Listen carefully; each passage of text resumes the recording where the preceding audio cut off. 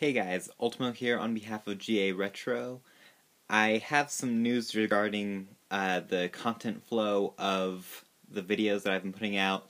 My computer is down at the moment, and I can not, at the moment, upload videos except for a few of my Sonic Adventure 2 videos.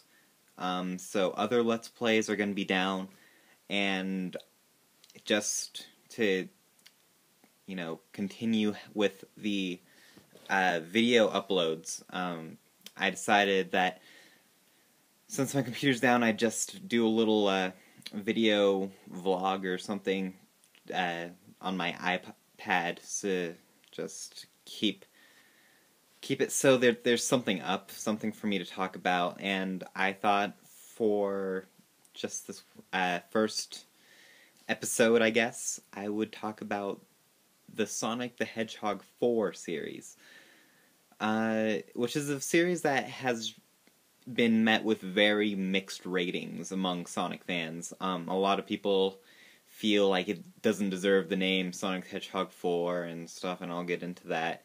But first, if you haven't heard of the Sonic the Hedgehog 4 series, what it is, it's a downloadable game. There's 2 episodes out right now. We don't know if there's going to be a 3rd episode, but episodes 1 and 2 are available for download on Xbox Live and PSN.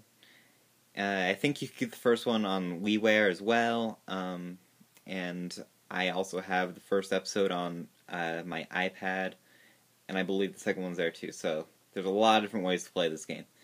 And they called it Sonic the Hedgehog 4, which was, at first, when the first initial reaction to the game was not very good.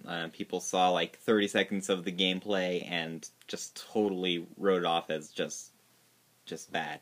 And when it finally came out, it was, a lot of people hated on it because of multiple reasons. One of the reasons being that they felt Sonic was too slow, and they also gave him the homing attack, which he uses a lot in the 3D games, and they felt that you can't call it Sonic 4, the sequel to Sonic 3, which was originally on the Genesis, where all Sonic can do was jump. All 3 buttons on the Genesis was jump. That's how basic it was. And they threw in the homing attack, and people automatically just hated that. I disliked the first one. Well, I didn't dislike the first one, but my problems with it didn't stem from the fact that it had the homing attack, and I'll get into what those are, but there's a lot of evidence that points to that the original Sonic the Hedgehog for Episode 1 was not meant to be called Sonic the Hedgehog 4, and later on in the production of it, they decided to call it that. We haven't been confirmed that that's the actual case, but it seems pretty probable to me, because in Sonic the Hedgehog 4 Episode 1, you have a zone called Splash Hill, which is basically exactly like Green Hill from the first Sonic the Hedgehog, which I'm sure all of you have seen. Then you have Casino Street, which is just like all the casino levels from Sonic the Hedgehog 2 and Sonic the Hedgehog 3.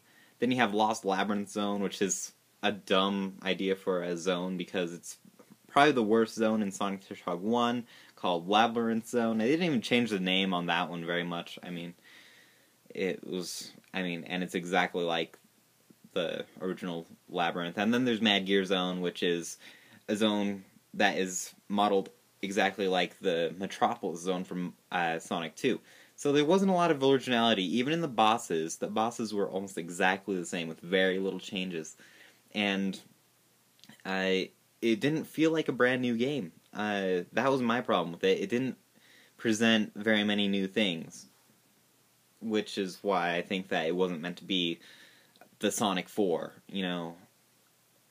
And it was made by a company called Dimps, which made the Sonic Rush games. Now, if you've played the Sonic Rush games, they have a lot of things that are different physics-wise from compared to the Genesis games. I don't think it plays badly. A lot of people think that Sonic just is totally broken now, but I think he controls just fine. People say that he was too slow, which I can kind of give him that, because one of the things in the Sonic Rush series, they had the boost feature, which is non-existent in the Sonic 4 series, which was basically you hold down a button and Sonic goes really fast. That the 4 series doesn't have that. Rush has it, the other one doesn't. And people thought that it seemed kind of slow. I didn't think it seemed that slow in the first game.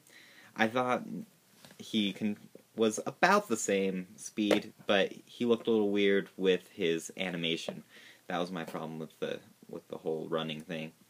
And also the physics were a little off, like when you can't just roll down a hill in a ball and gain speed in the same way. But it plays fine.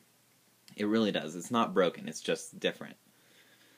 Sonic the Hedgehog 4 Episode 2 was definitely a step in the right direction. They gave us more original zones, original boss battles. In fact, the first boss battle, they kind of seemed to poke fun at the first game by making it look like it's going to be another rehashed boss battle, but then stuff goes crazy and, all this stuff.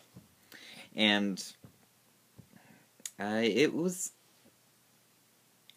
it's a better game, but I have some major complaints with it as well that are totally different from the first game. It took us about, I think, almost 2 years, maybe even more, after the first episode came out for us to get Sonic for Episode 2. And they put in a lot of new different ideas. They included Sonic's sidekick Tails, which actually works pretty well, because they actually gave Tails an action button, so you can do certain platforming parts, where you need Tails' help in certain areas, and it made him seem more useful than in the Genesis games, because Genesis game he was just getting in the way all the time. So I liked that about it. The levels were more original, like boss battles were cool looking, and I think the platforming overall was better. It was less automated, it seemed like, and also one of the problems I had with Episode 1 was the enemy placement. It was just ridiculously bad. You just have to play a level a few times and memorize it before you can do it well. And Sonic 4 Episode 2 fixed that. One thing they did kind of change is that I didn't have a problem with Sonic's speed in the first game, but in the second one, they definitely did give him a weird speed cap, and it is very noticeable, and I don't know why they did that. In all their wisdom, they felt like he needed to be slower. But maybe it was to make the platform parts more, doable, I guess, because I played it on Xbox 360, which has an awful D-pad for a 2D game, and I also played it on my iPad, which has no D-pad at all, so it's kind of hard to play. So I was kind of used to the control of Sonic 4 by the time I played it, but I think they're good games. If you're looking for a game that is going to be like the Sonic Hedgehog series on Genesis, Sonic 4 is a misleading title. You're not going to get that. And I think these games get a bad rap just because they're called Sonic 4. If you go into it with an open mind, they're fine games. And sure, they have their problems. They're definitely not the best Sonic games that I've ever played, but to call them among the worst, like certain people on, I go to some Sonic sites, like Sonic fan sites, and yeah, they kind of rip these games apart, but I think they're perfectly passable games, and you might like them. If you like Sonic, there's no reason for you not to like it. But if you're expecting it to be like Sonic 3 or Sonic 2 or the first Sonic Hedgehog, you're not getting it here. And I feel like that's my main problem with the series. The fact that it's called Sonic 4. So that's my whole rant about Sonic 4 and how it doesn't deserve the hate that it gets. So hopefully I have a computer up again soon, and I'll have regular videos, but hopefully you guys enjoy this little filler. I'm Ultimo. Check out GA Retro. I'll see you later.